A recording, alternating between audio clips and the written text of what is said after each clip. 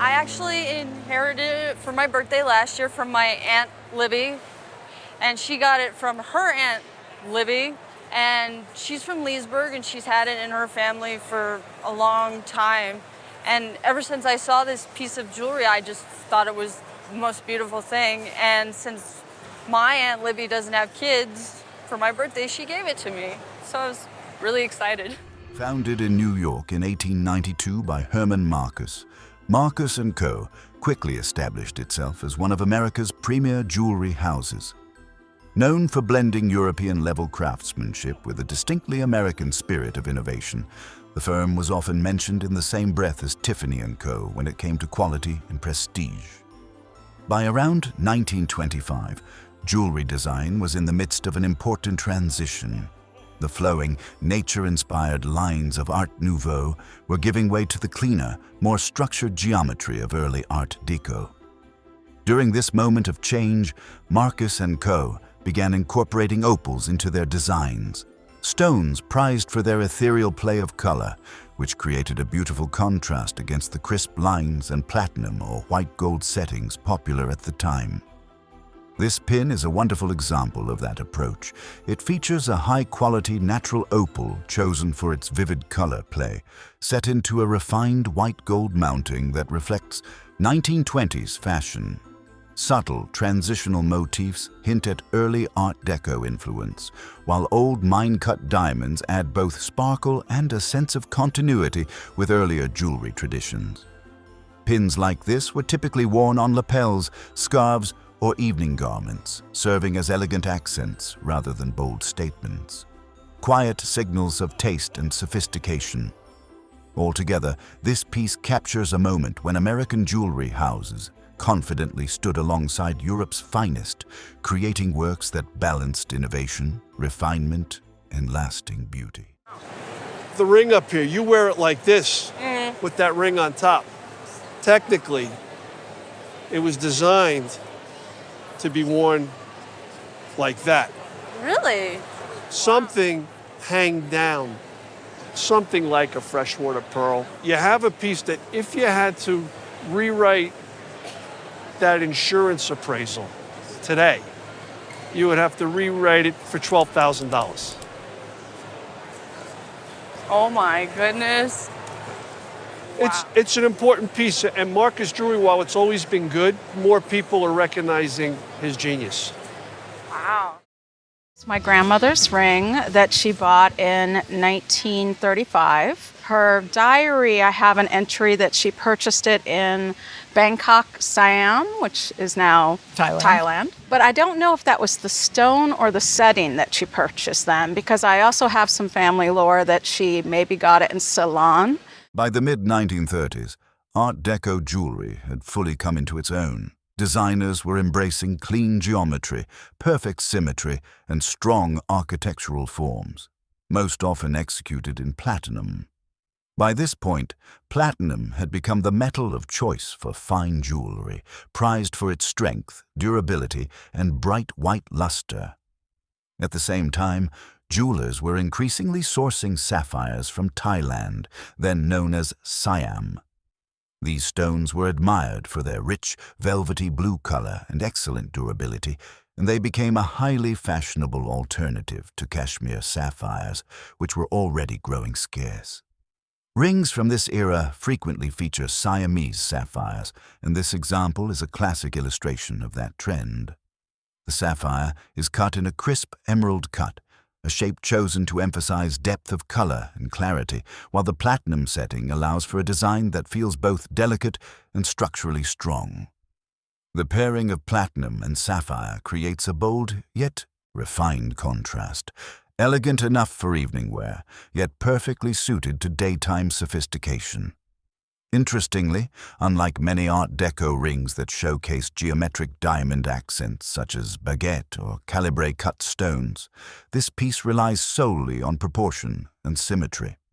The clean, balanced layout reflects the precision and confidence of mature Art Deco design without additional ornamentation.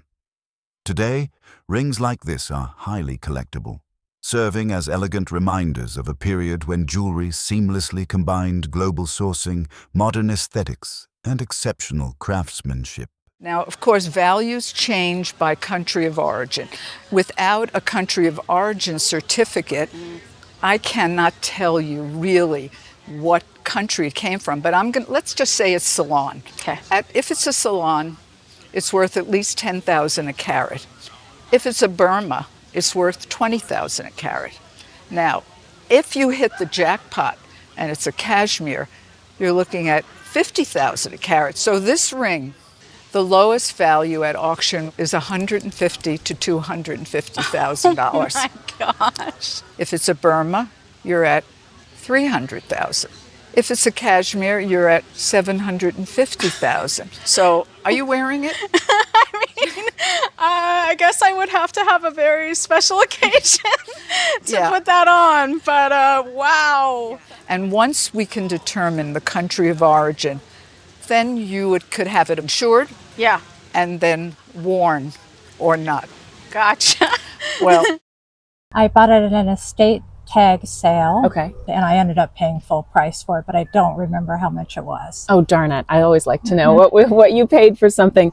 It's very cool. What do you know about it? I know that the Lover's Eye ring started when King George IV, before he was king. The tradition of lover's eye jewelry originated in late 18th century Britain and is most famously linked to Prince George, who is said to have commissioned a miniature painting of the eye of his forbidden lover, Maria Fitzherbert. The motif quickly gained popularity among the aristocracy as a discreet and intimate token of affection. By depicting only the eye rather than a full portrait, these jewels preserved the wearer's anonymity while symbolizing devotion, constant watchfulness, and emotional intimacy. As Victorian tastes evolved, there was a renewed fascination with sentimental and historic styles, prompting the creation of reproduction lover's eye jewelry like this ring during the 19th century. In this ring, the finely painted eye miniature, executed on ivory, is framed by a delicate surround of pearls, reinforcing the piece's romantic symbolism. Lover's eye rings were worn as deeply personal objects, often exchanged privately rather than displayed openly. Although a later reproduction, this ring remains an evocative artifact, capturing the enduring power of the gaze as a symbol of love, memory, and connection across centuries. They're having sort of a renaissance in popularity today with shows like Bridgerton, where they've incorporated lover's eye pins in the show. Even my husband has a lover's eye pin tattoo of my eye. Oh my goodness. But That's amazing. I know. So I love them. What is problematic about collecting them is that they're very easily faked. I think that's the case of what you have here. Really? So I would say, considering that I feel that it's in the style of a lover's eye pin, it's worth about $200 to $300. Okay, thank you.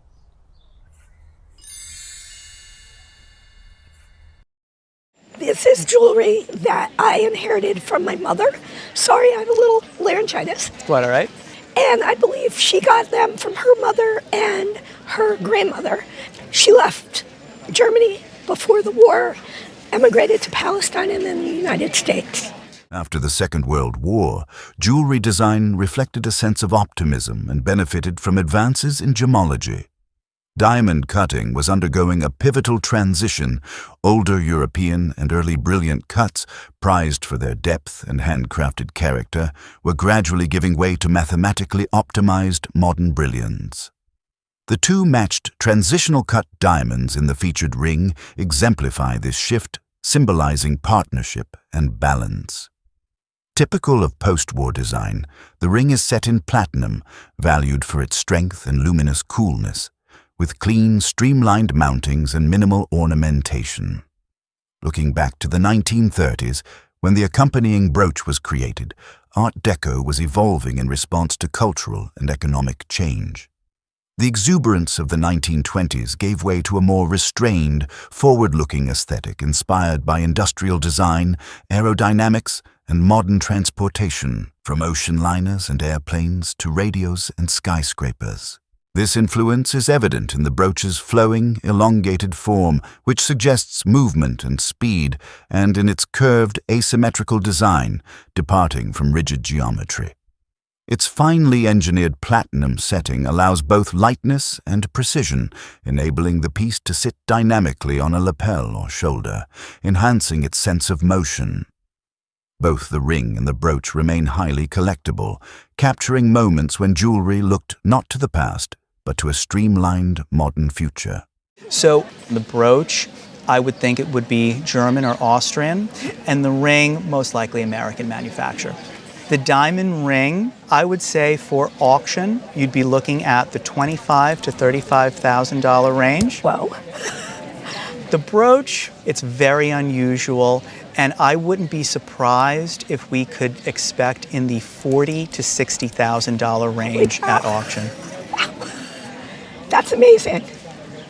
It's a great piece. That's amazing. I'm kind of speechless, voiceless, and speechless. That's amazing. I brought in a box of jewelry from my grandmother that I got when she passed away back in 2020. We were in the hospital and she called me in and then she gave this to me before she died. She told me to put it up in somewhere safe, so I just put it in my closet and I kind of forgot about it. Until I heard I was going on the Antiques Roadshow, I wanted to bring it. Is that when you told your parents? Yes. Jewelry design has evolved over centuries, but the 1960s marked a turning point, with pieces influenced by post-war optimism and modernist aesthetics. The 1970s embraced bohemian, artistic, and eclectic trends, reflecting social liberation, global influences, and cultural experimentation. By the 1980s, jewelry had become bolder and more opulent, mirroring the decade's fashion and cultural excess. The rings in this collection span these eras, featuring diamonds for brilliance, rubies and sapphires for luxury, citrine for warmth, natural pearls for elegance, and synthetic stones for color and accessibility. From classic solitaires to clusters, cocktail rings, and sculptural statement pieces, they traced the shift from mid-century minimalism to 1970s fluidity and 1980s extravagance. This collection demonstrates how jewelry mirrored societal trends, from post-war economic growth, fueling demand for personal adornment, to the growing acceptance of synthetic gemstones, which expanded creative possibilities. Today, these rings are valued not only for their materials, but as a chronicle of changing tastes, technological advances, and evolving design philosophies. You have some rings, they're a little larger, like this one's amethyst. This one here is synthetic. It's a big stone. This one here is synthetic. This one here is synthetic. But the ring is still gold. 10 karat, 14 karat. There are some rings here that are manufactured in the United States. There are rings in there that are manufactured in China. There's a bunch of them, especially the smaller colored stones that would have been manufactured in Thailand. I would say overall they range anywhere from the mid-1960s through the mid-1980s. That's old. That's old. If I add up what's here is $15,000 to $25,000. It's a lot of money. Your grandmother loved jewelry, no doubt about it. Yes, she has a lot. There's more? Yes, I have a lot more at home. Is it still being hidden? Yes. This is my grandmother's ring, and she gave it to me in her will when she passed, and I don't know anything about it other than it's got a really big blue stone that I think is a Lapis Lazuli, so I wore it on my wedding day as my something blue.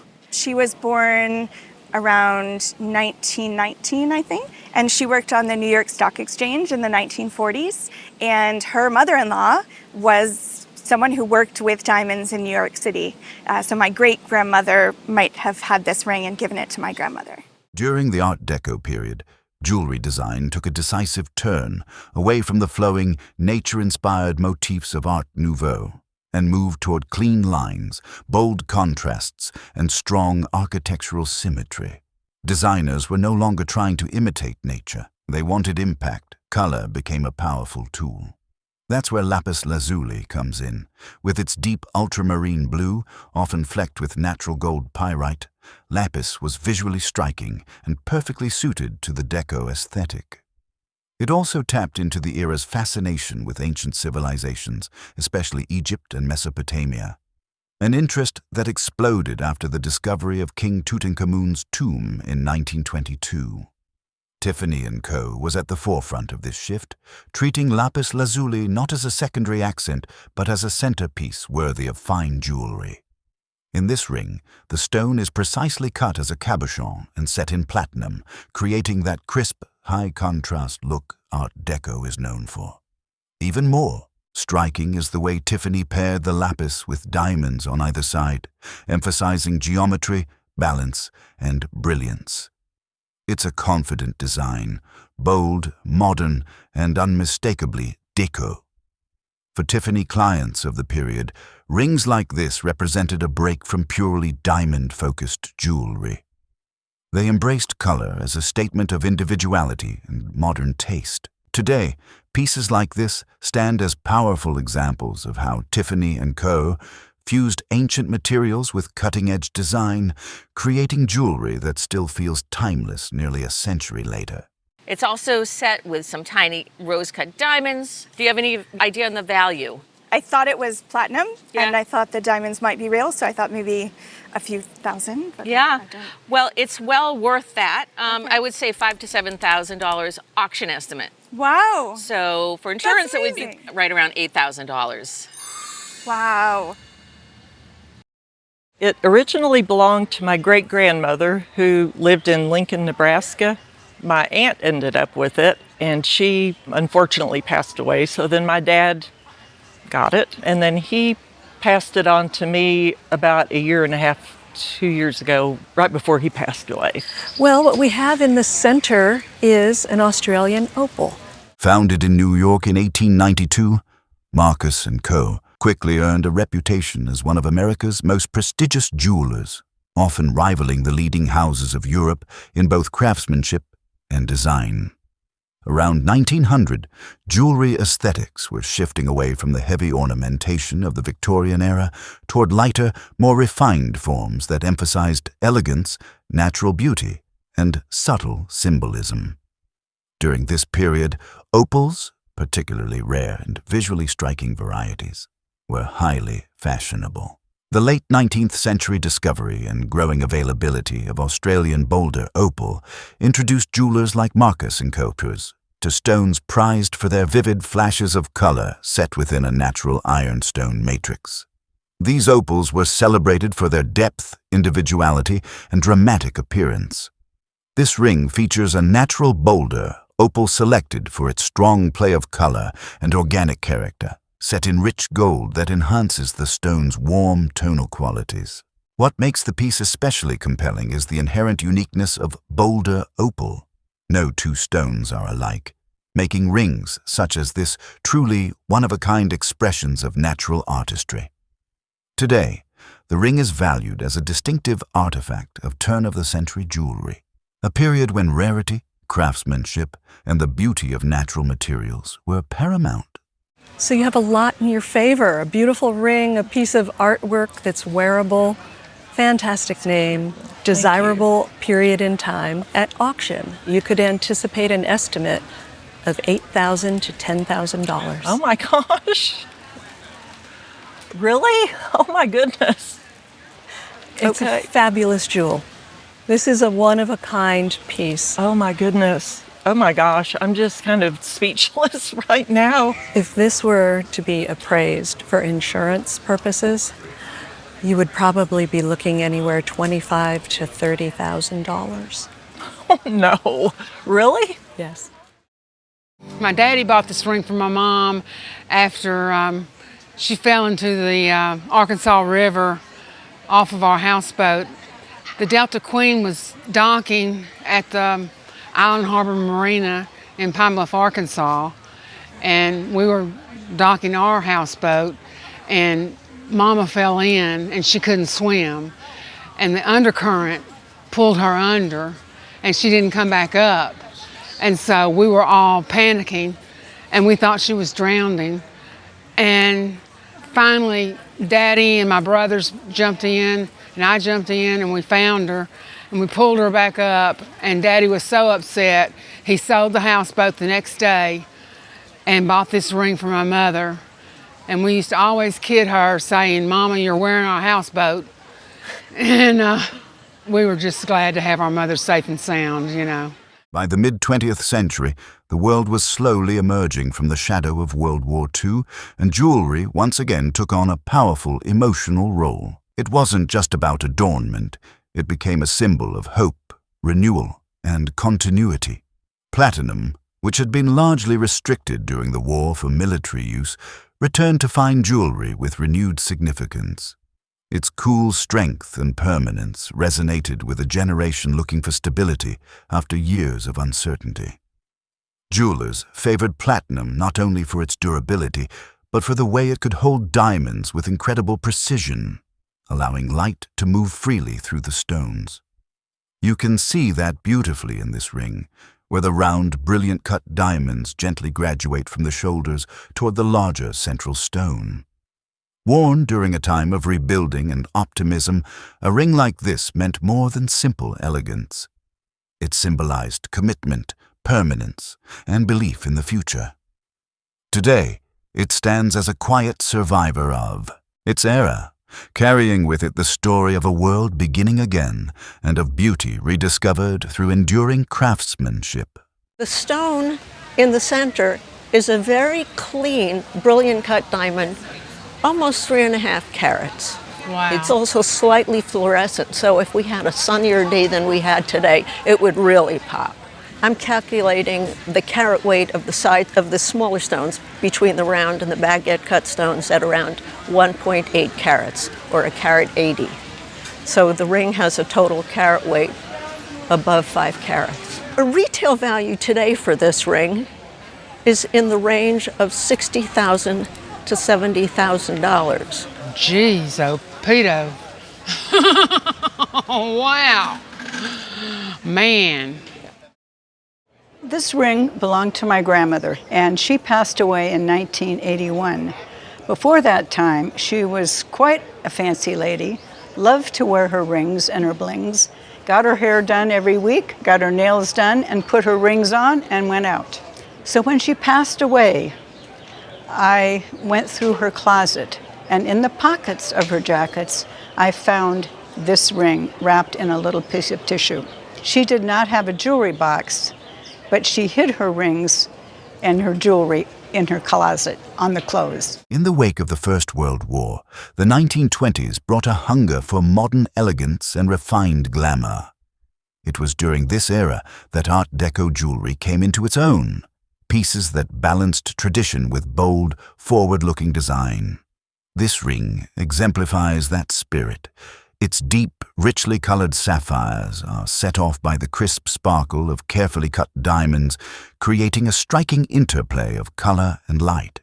Housed in platinum, the stones seem to float in perfect geometric harmony, reflecting the era's fascination with structure, symmetry, and precision. Every line and angle is deliberate, a reflection of a world eager to rebuild and embrace a confident, modern identity. This was a ring for a woman who welcomed the new century with style and sophistication, someone drawn to clarity of form, dramatic contrast, and the quiet luxury of exceptional craftsmanship. Today, it carries that story forward, a bridge between the ornate traditions of the past and the bold, enduring elegance that defined the Art Deco era.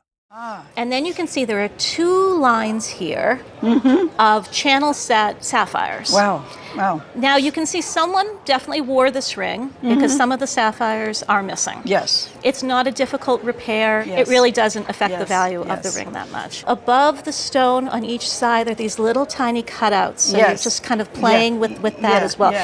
Your eye keeps moving. There's all these details. This is incredible attention to craftsmanship. Wow, wow. And it's not marked at all, so we don't know who made it.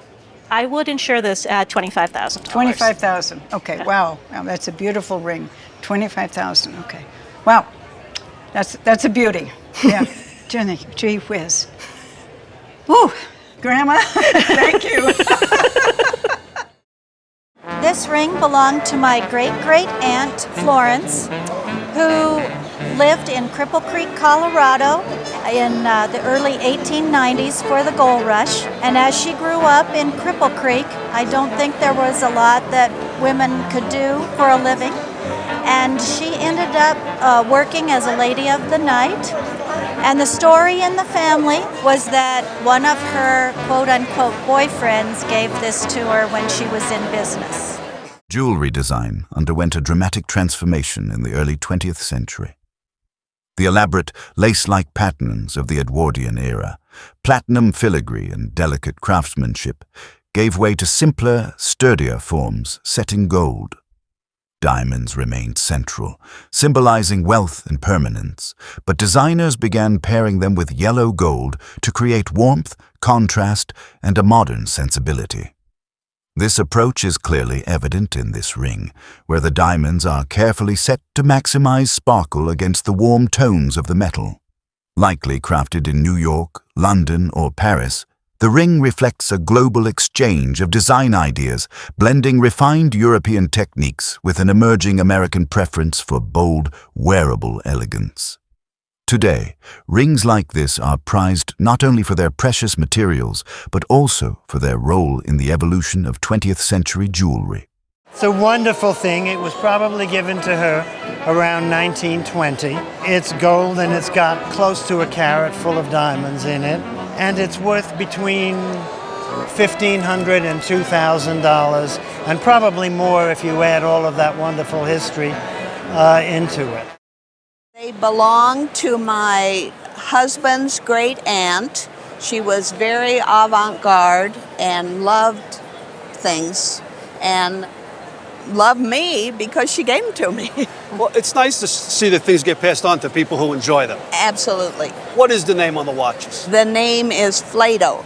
All I know is from watching Roadshow is that he was a jeweler who made things for movie stars. Paul Flato was one of the most imaginative and unconventional American jewelers of the 20th century.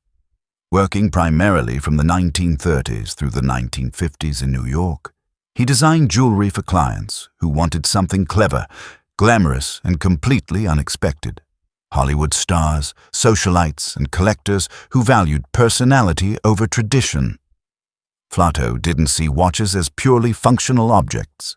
To him, a watch was a jewel first, one that just happened to tell time. You can see that philosophy clearly in these pieces, with their playful shapes, convertible designs, and confident use of color. The variety is striking. One watch is shaped like a tiny purse, another is a ribbed 1940s bracelet watch set with calibrated sapphires. There's also a watch with steel straps wrapped in leather, along with a bold retro-era design featuring precisely calibrated sapphire settings. While Flato relied on high-quality Swiss movements for reliability, the real magic was in the cases and settings, where his wit, creativity, and fearless design sense truly shine. It's no surprise that his watches were worn by some of the most glamorous figures of the era, including Greta Garbo, Joan Crawford, Ginger Rogers, and Doris Duke. These pieces perfectly capture the spirit of mid-century luxury, where jewelry was meant to be expressive, theatrical, and unforgettable. This is more what you would see today. Right. And then we get to the one that I love, very powerful 1940s retro watch. And we can see these beautifully calibrated sapphires set in the end. Yes. This watch alone is worth, at auction, $10,000 to $12,000. Oh, my word. And considerably more because it's his. Yes, yes. But when I put the whole collection together, you have 4 of them. At auction, $15,000 to $20,000. Oh, my. That might almost send somebody, one of the grandchildren, to college. I can't help noticing your ring. Oh. I asked you about it before. Yes, you did. It came from the same woman. Okay. You told me you had an appraisal on it. For $35,000. That was when she gave it to me in '76. Okay. Yes. I took a quick peek at it. Okay. I determined the color is probably EF, VS quality. It's an old mine cushion cut. Right. I got to tell you, in today's market, this ring would probably sell at auction for $200,000 to $250,000. Oh. I better take it off and hide it. So the watches are fabulous for me, but I just had to let you know about the diamond. Well, I'm glad you did. That made my day, my year. It's been in my family. I'm the third generation to have it. And my grandfather gave it to my grandmother on her becoming a grandmother when I was born. This ring dates to the 1920s, the Roaring Twenties, a period of cultural innovation, social liberation, and economic optimism following World War I. Crafted in platinum, the preferred metal for fine jewelry of the era, it combines strength, a silvery white sheen, and the ability to hold diamonds securely in intricate, delicate settings. The diamonds, cut to maximize brilliance and clarity in round, brilliant, old European and baguette shapes, are arranged in a bold, symmetrical pattern, reflecting the era's fascination with geometry and precision. Designers drew inspiration from architecture, machinery, and modern art, creating pieces that were both luxurious and forward-looking. This ring exemplifies the balance of elegance and modernity, crafted to complement the confident, fashionable women of the 1920s. I gauged it at the table, and it's coming out to be at least 3 carats. Oh my goodness. And the side stones on it are probably about 1 carat each. So you have a total weight of about 5 carats in this ring. Do you have any idea of its value? No, I really don't. All right, well, a quick auction estimate is right around $15,000 to $20,000. Oh, thank you so much. Wear it in good health. I will, thank you. You're welcome. Well, we have here a ring that was originally purchased by my dad's boss for his first wife in the 1950s. Unfortunately, she passed away, and he gave it to his second wife. She chose to sell it, and she offered my parents the ring. My dad misunderstood the price, and so when she came to deliver the ring and pick up the check, my mother had already written the check, and the lady said, well, I'll go ahead and take that. While colorless diamonds remained the benchmark of luxury in the mid-20th century, fancy-colored diamonds, especially yellow stones, began to attract attention for their warmth, rarity, and unmistakable presence. Thanks to advances in diamond cutting and grading, jewelers were now able to showcase the vivid hue of yellow diamonds more effectively, balancing brilliance with natural color, as seen in this ring. Both platinum and yellow gold were popular setting choices at the time, but here platinum was deliberately selected to create contrast, allowing the yellow diamond to appear even more luminous. The cluster-style setting draws the eye directly to the center stone, while the sculptural form reflects the refined elegance of mid-century jewelry design. To heighten sparkle and visual impact, the fancy yellow diamond is framed by small white accent diamonds, a classic pairing that enhances both brilliance and depth. For its original owner, a ring like this offered a subtle yet confident expression of individuality and sophistication. Today, fancy yellow diamond rings are prized for their rarity, craftsmanship, and enduring appeal. And another thing is, these stones normally are not round. So to find one that's round is a little more unusual. We graded the clarity. It's at least VS2. There's a good chance it may be VS1. We hit it with the UV light. There's no fluorescence, which is also a good thing. I took a gauge and I measured the diameter of the diamond, which is 12.8 millimeters. And then I measured the depth, which is 7.8 millimeters. It comes up to 7.85 carats. Wow. But there is a good possibility that it's 8 carats. The ring is made out of 14 karat yellow gold on the bottom and platinum on top. It was most likely manufactured in the 1950s. With the base being 14 karat, I would say that it was manufactured in the United States. Any thoughts on what you think it may be worth today? I know that the lady had mentioned at the time that she sold it to my mother, she was told it was worth about 80. That would have been a big retail price. Yes. If it's just under 8 carats, this stone today is easy $80,000. Okay. I would say at auction, $80,000 to $120,000. Wow. Oh, just the stone itself. Just the stone. Now, if it's over 8 carats, all bets are off, and the ring could be $100,000 to $150,000. Wow. And that's at Wow. auction. Do the diamonds around it add into the value of it? Well, there's another carat of diamonds there. The fact of the matter is there's probably about $1,000 in the mounting. Okay. It's all about the diamond right now. Right, okay. It belonged to my great-grandmother, and I know it's probably from the 20s, and I know it says Tiffany and Company on the side. This brown diamond ring dates to the 1920s, a moment when brown diamonds, long overlooked in earlier periods, began to attract the attention of avant-garde designers. Their smoky champagne and cognac hues aligned beautifully with the Art Deco aesthetic, which favored sophisticated earth tones alongside bold geometry and architectural clarity. Rather than competing with traditional white diamonds, brown diamonds offered a different kind of allure. Warmth instead of icy brilliance, depth instead of flash, and quiet refinement rather than overt display.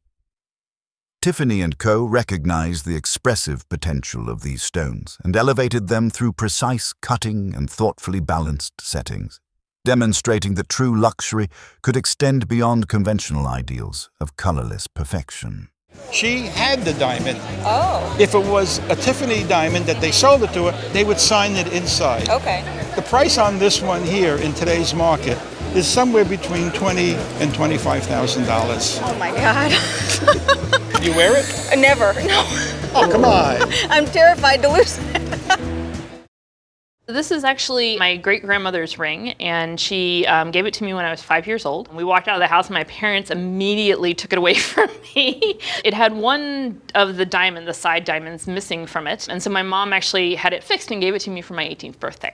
When I was living on my own, I had actually been homeless once already, and I didn't want to do that again, and I wasn't going to be able to make rent. So I took everything that I had that had any kind of value. I took it to a pawn shop and I sold it outright. I didn't even pawn it, I sold it to them. When my husband and I met a while later, when he asked me to marry him, I said, I don't want a diamond. In fact, if you buy me a diamond, I'll leave you. And I didn't tell him why. And a couple years after we got married, I said, you know what? I lied. I do want a diamond, but there's only one diamond on the whole planet that I want, and it's the one that was our family heirloom. We went back to that pawn shop. I went back in there, and there it was. And so my husband bought it back for me, and it was 8 years later. That is incredible. Yeah. That is like borderline miracle is what that is. As Britain's king, Edward VII reigned, platinum rings began appearing on fashionable hands. Jewelers moved away from heavy Victorian gold, embracing this cool, moonlit metal that allowed diamonds to shine with an intensity never seen before. But history never stands still. As the Edwardian era gave way to war and social change, ring designs evolved, soft curves sharpened, florals became more restrained, and the early geometry and symmetry of Art Deco quietly began to emerge.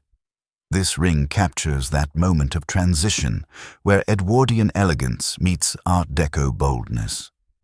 Crafted in platinum and diamonds, it strikes a careful balance between flowing symmetry and crisp geometric detail. Though the maker's mark has been lost to time, the craftsmanship remains undeniable.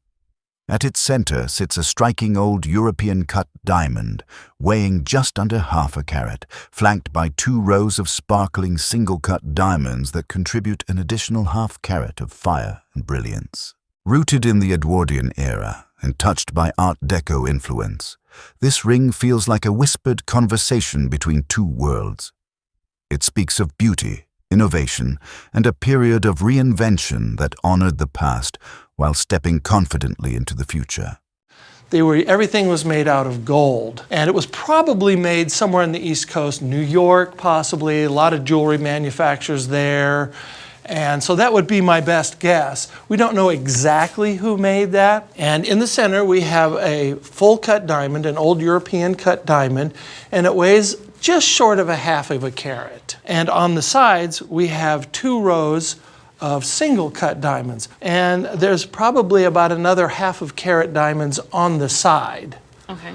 in total. I think in today's market, to buy this at a retail store, you'd have to pay around $1,800. Wow, that's a little bit more than we bought it back for. It's a lot more than what you bought it back for, that's right. And it's certainly more than I got for it. More importantly though, I would never get rid of this. I mean, it's just clearly meant to be mine. My grandmother got married to my grandfather in 1935. My grandfather didn't have a lot of money, and it was right in the heart of the Great Depression. And he gave her a very, very small diamond in a large ring. She always vowed that she would get a larger diamond.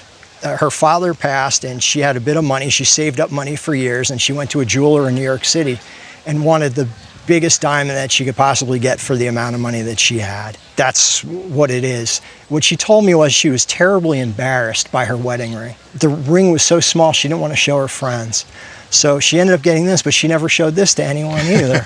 So she was a very modest person, a wonderful person, one of my heroes in life. When did she get this stone? She got this sometime between the late 1950s and the early 1960s. By the time the 1960s arrived, the diamond and platinum ring had already lived several lives. But this was the decade when it learned to move with confidence. The world was changing fast, old rules softened, fashion loosened its grip, and jewelry followed suit. Platinum, once reserved for delicate Edwardian lacework and formal Art Deco geometry, now embraced cleaner lines and bolder statements. Beneath the brilliance lay a quiet strength, a cool, modern metal suited to the ambitions of its time. This ring reflects that shift perfectly, crowned with a commanding diamond measuring slightly more than 3.5 carats. The diamond carries a gentle tint, subtle but noticeable, suggesting a K or L color grade. Yet its clarity tells a different story. Clean, confident, probably SI1 or SI2. Flanking it are emerald-cut side stones, smaller and restrained, set into a mount that reflects the straightforward design language of its time, in an era of motion and upheaval. A 1960 diamond and platinum ring anchored the present to the timeless. It is a symbol of beauty that would never fade.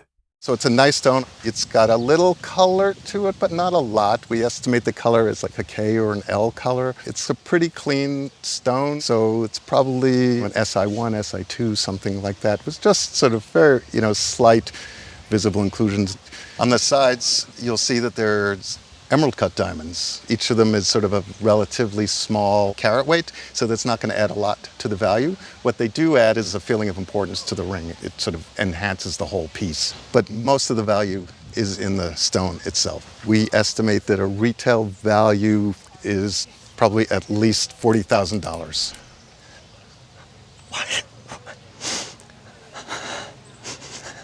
Oh my gosh, I had no idea. I had no idea.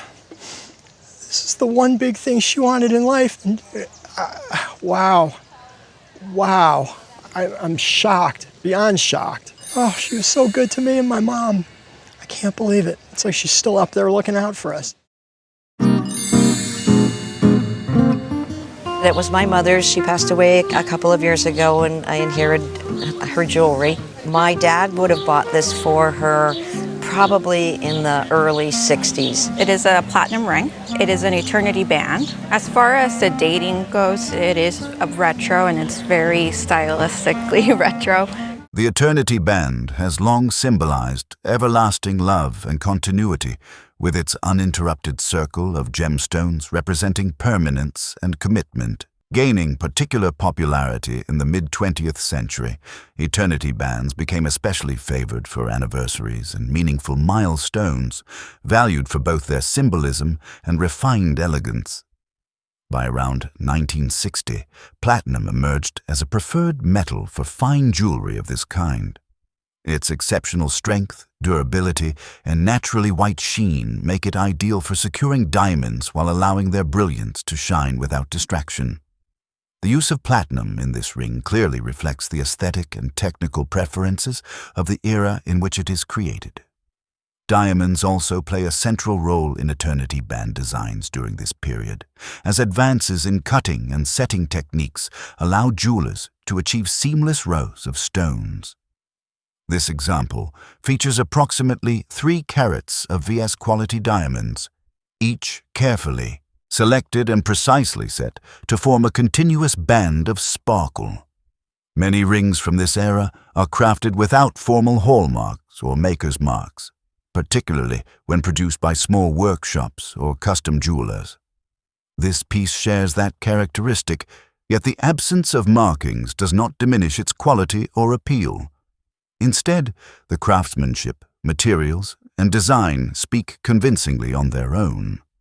The precision of the diamond settings and the clean, balanced proportions highlight the high level of skill involved in creating a ring that is both visually striking and comfortable to wear. Each stone is positioned to enhance brilliance while maintaining the structural integrity required for everyday elegance. Overall, this diamond and platinum eternity band stands as a timeless expression of mid-century refinement. Combining enduring symbolism with fine materials and expert craftsmanship, it remains a beautiful and lasting testament to both love and design. There is no marking on the inside, so it's impossible to tell where it was made. In today's market, if you had to have this made, you would pay about $8,000 to $10,000 to have something like this made. Wow, that's exciting. Yeah. That is very exciting. About 20 years ago, my husband and I were in New Orleans, and I love the auction houses, and we happened to walk by, and I saw a baroness was having a bunch of her pieces being auctioned off. I saw that ring and I knew it was mine. And when I found out it was from a baroness, well, that even made it more special to me. And I decided before purchasing it to have an appraiser come and take a look at it. And they had a list of appraisers that would come to the shop and look. And the particular guy I chose decided he wanted to purchase it from the auction house right in front of me while he was there being paid by me to look at this ring. Wow. The auction house was pretty upset about it, and they told him he had to come the day of if he had any interest in it, but they were not going to just go ahead and sell it outright to him. European-cut diamond rings trace their history to a time when diamonds were shaped entirely by hand, with cutters prioritizing depth, symmetry, and a soft, romantic brilliance rather than sharp flashes of light. Although the traditional European cut originates decades earlier, its visual language continues to influence fine jewelry well into the late 20th century. By around the year 2000, jewelry craftsmanship reflects a careful balance between advanced technology and traditional skill. Precision cutting tools allow for greater consistency and accuracy, while setters still rely on time-honored techniques to ensure durability and beauty. During this period, platinum remains the metal of choice for high-end rings, valued for its strength, purity, and ability to securely hold substantial stones. This particular ring exemplifies that level of craftsmanship through its thoughtfully constructed setting, which is designed to elevate the diamond and maximize light exposure. The workmanship is clean and deliberate, emphasizing balance and structural integrity while allowing the stone to remain the unmistakable focal point of the design. The diamond itself is graded VS2, indicating very slight inclusions that are difficult to detect and have minimal impact on brilliance. Weighing approximately 5.80 carats, the stone commands immediate presence while maintaining a high level of clarity, making it a standout example of fine jewelry from this era. In the present market, a diamond and platinum ring of this size and quality holds significant value. Large, well-graded stones set in platinum continue to attract strong demand among collectors and discerning buyers, particularly when paired with refined craftsmanship and a timeless aesthetic. Overall, this ring stands as a lasting expression of luxury, seamlessly combining historic inspiration with modern execution. Its enduring materials, elegant setting, and impressive diamond ensure that it remains both a valuable investment and a striking work of wearable art. It was very difficult to find any type of inclusions in the stone, so we're going to call it a VS2, though I do believe it's a better quality stone. Wow. VS2 is what we feel comfortable at the moment calling it. So It's not insured. Okay. Should I quit working in my garden with it? I would say yes. Okay. Retail value on the diamond, we're looking at $130,000. Oh, you're kidding me. Oh my gosh, really? And the setting adds another $8,000. That's unreal. I really got a good deal. I guess that's why the guy wanted to buy it out from under me. Thank you so much. You're welcome. Very much. I received it as part of an inheritance from an aunt who was the wife of a partner of Andrew Carnegie in Pittsburgh, Pennsylvania. So she had some nice things on. She was a very elegant person. I was drawn to it because it has so many different elements of it. Van Cleef & Arpels traces its history to its founding in Paris in the early 20th century, quickly establishing itself as one of the most refined and innovative jewelry houses of its time. Renowned for exceptional craftsmanship, elegant design, and technical ingenuity, the Maison became a leader in creating jewels that balanced artistic beauty with practical wearability. Among its most celebrated creations are dress clips, which rose to prominence during the 1920s and 30s. These versatile jewels were designed to be worn singly or as a pair, often clipped to evening gowns, lapels, or belts. Van Cleef & Arpels elevated the form through meticulous stone setting, harmonious proportions, and refined materials, making dress clips both fashionable and highly collectible. This particular piece reflects an intriguing chapter in jewelry history through the practice of conversion. Originally created as a dress clip, it was later transformed into a brooch by the addition of a yellow gold circular element. Such adaptations became increasingly common during the 1940s, when evolving fashion trends encouraged jewelers to reimagine earlier pieces to suit new styles and modes of wear. The conversion carries important implications for the piece. Rather than diminishing its appeal, the thoughtful modification speaks to the adaptability and continued relevance of fine jewelry across decades. When executed with sensitivity and quality materials, conversions such as this preserve the integrity of the original design while extending the jewel's functionality. This brooch, therefore, represents both its original era and the later period that shaped its current form. It embodies the enduring elegance of Van Cleef & Arpels and illustrates how exceptional jewels can evolve gracefully over time, remaining desirable, wearable, and historically resonant across generations. Amazing. Which today, what we would do is take it off, try to put it back as a dress clip. But if you like the way it looks, you're probably just going to leave it just the way it is. I wore it into a jeweler's shop one day in New Haven, Connecticut, and the jeweler said, "That's a beautiful brooch." And he said, "It's very unusual. I've never seen anything like it." But that was the end of our conversation. The signature is a driving force. This brooch, just the way it is, in its altered state, I would say if you had to go to public auction, we'd estimate it $5,000 to $7,000. Wow. Which is that's great. Extraordinary. If it was intact, probably $10,000 to $15,000. No kidding. So you've got a lot of value here. Thank you.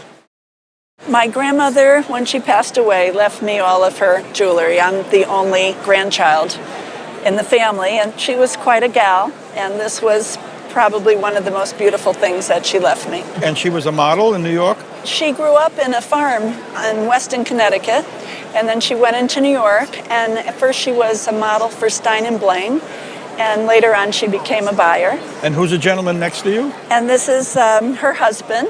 He was the manager of the Sherry Netherlands Hotel in about the 30s. So they were very social. Yes. You know that this ring is made by Tiffany & Company. Yes, I saw that printed. Yeah. Tiffany & Co. was founded in the 19th century by Charles Louis Tiffany, whose vision transformed the company into one of the most prestigious names in fine jewelry. From its earliest years, Tiffany set new standards for quality, design, and craftsmanship, earning an international reputation for elegance and innovation that has endured for generations. Throughout its history, Tiffany & Co. has been especially celebrated for its rings, which consistently combine refined design with exceptional gemstones. Whether embracing classical forms or introducing modern ideas, the house has demonstrated a remarkable ability to highlight the natural beauty of stones while maintaining balanced, timeless settings.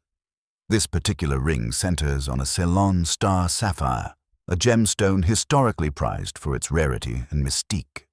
Sourced from what is now Sri Lanka, Ceylon sapphires have long been admired for their vivid color and clarity. Star sapphires are distinguished by a natural phenomenon known as asterism, caused by microscopic inclusions that create a star-like pattern on the surface of the stone.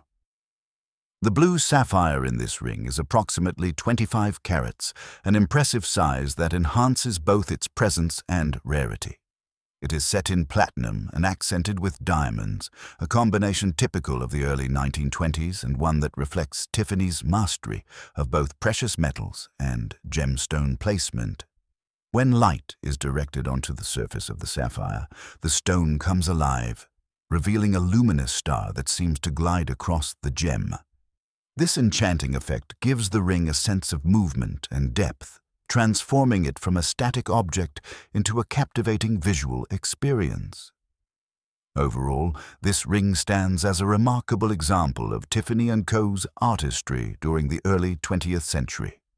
Its rare gemstone, refined platinum setting, and mesmerizing optical effect ensure its place as both a historic treasure and a timeless work of jewelry art. Many years ago, this size.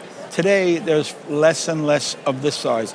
This particular blue stone is roughly about 25 carats, and that's large. Oh. Men used to wear pinky rings with star sapphires, like this one here. Yes. See? But the ladies got jealous, and they said, why can't the women wear nice star sapphires? So Tiffany designed a ring for them.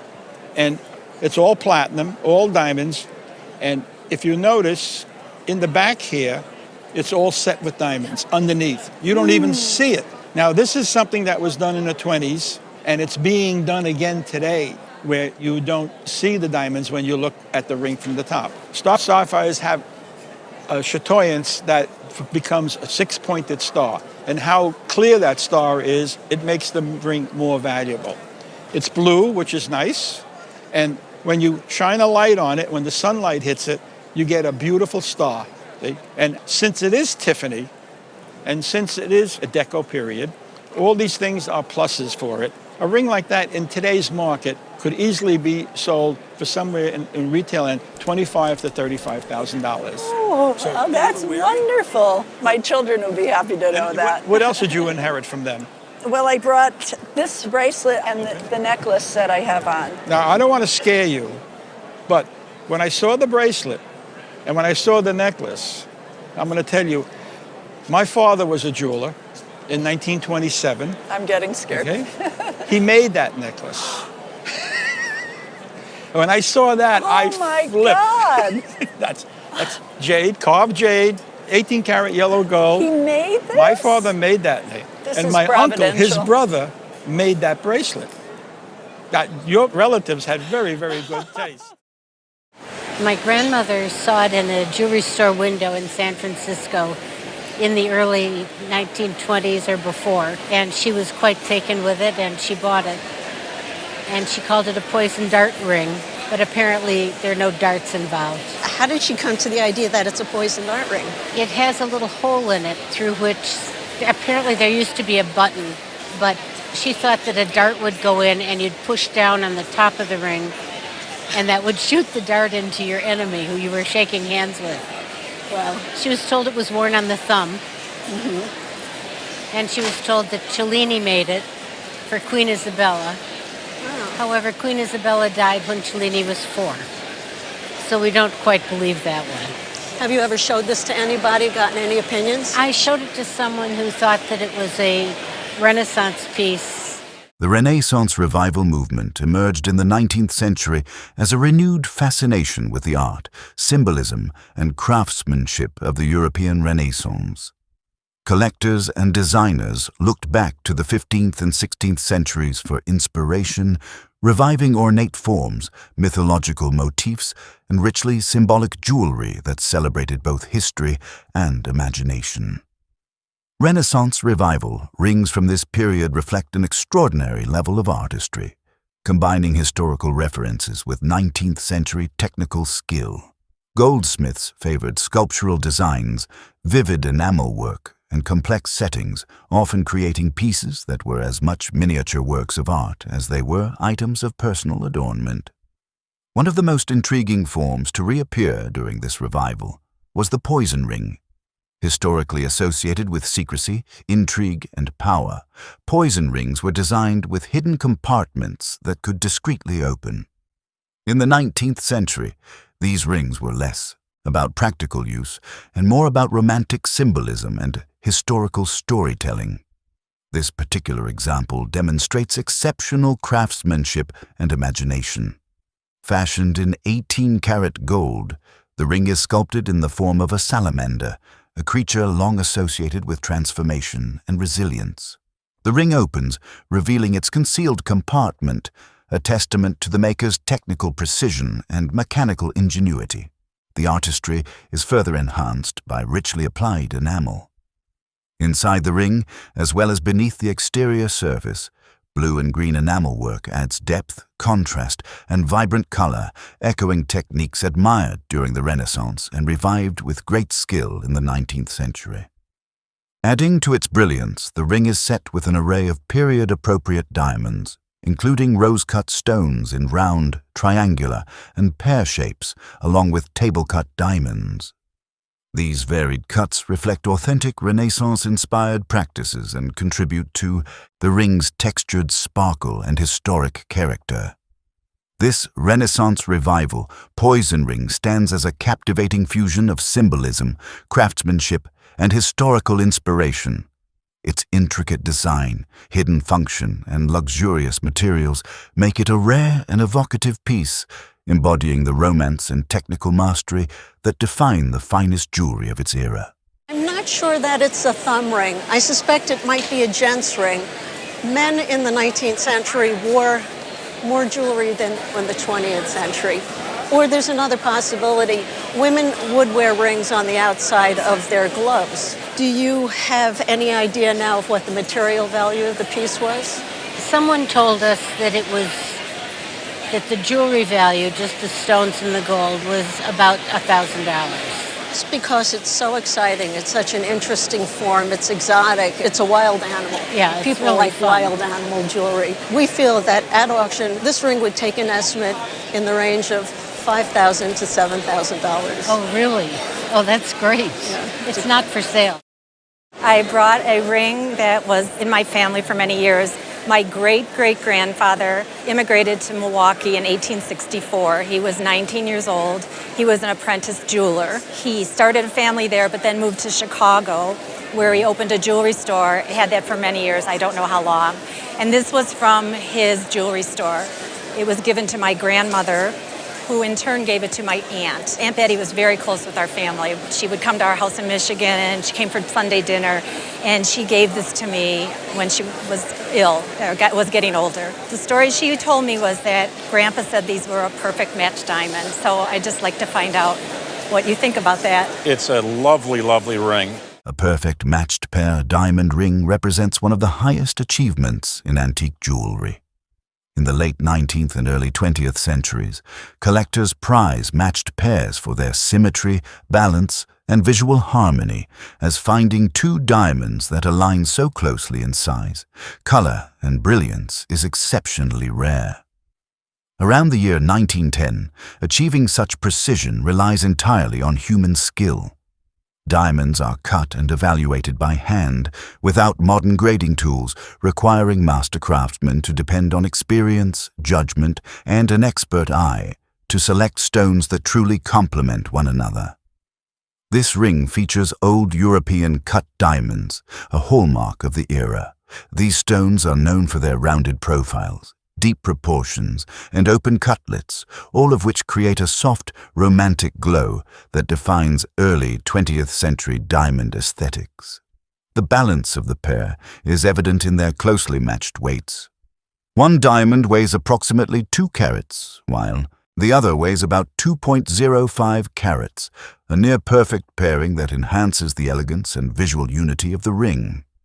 In color, the diamonds fall within the H2I range, offering a gentle warmth that is highly characteristic of antique stones. This subtle tone works beautifully with the old European cut, adding depth and character rather than sharp brilliance.